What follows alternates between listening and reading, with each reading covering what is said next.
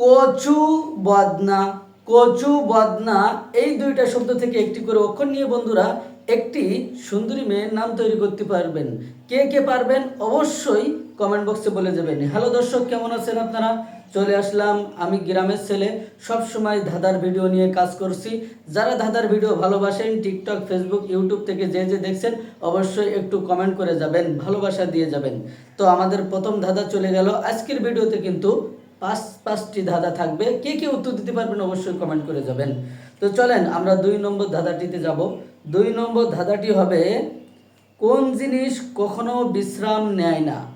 আবার ভালো করে শুনেন, কোন জিনিস কখনো বিশ্রাম নেয় না? আমি অপশন দিচ্ছি, চোখ, কান, নাক, জিহ্বা। চোখ, কান, নাক, জিহ্বা, এই 4টা শব্দের ভিতর থেকে কোন জিনিসটি কখনো আপনার বিশ্রাম নেয় না? যদি বলতে পারেন তাহলে 2 নম্বর বলে একটি কমেন্ট রেখে যাবেন আপনি। তো 2 নম্বর চলে গেল, আমরা এখন 3 নম্বর নিয়ে কথা বলবো। 3 নম্বর, একটি মেয়ের নাম তৈরি করতে হবে 3টা শব্দ দিয়ে। কলা, বিল, তাল। কলা, বিল, তাল, মাত্র 3টা শব্দ আছে। এই 3টা শব্দ থেকে একটি করে অক্ষর নিয়ে একটি সুন্দরী মেয়ের নাম তৈরি করতে পারবেন। সুন্দরী মেয়ের নাম কি?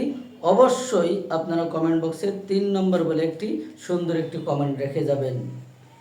এখন আমরা 4 নম্বর ধাঁধা নিয়ে কথা বলবো। 4 নম্বর ধাঁধা, দই এবং ফুলকপি। দই এবং ফুলকপি, এখানে 2টা শব্দ আছে।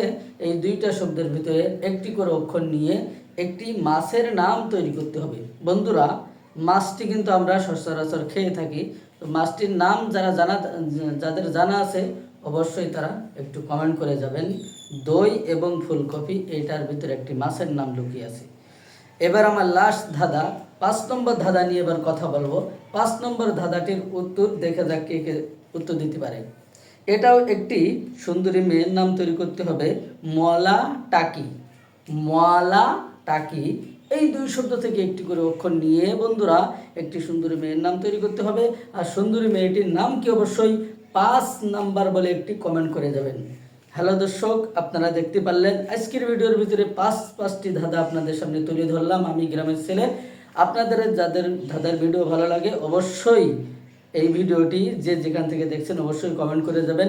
আর কমেন্ট করার নিয়ম অবশ্যই আপনারা জানেন, 1 2 3 4 5 বলে কমেন্ট করেন। এজন্য আপনারা যারা কমেন্ট করছেন অবশ্যই আপনাদেরকে অসংখ্য ধন্যবাদ।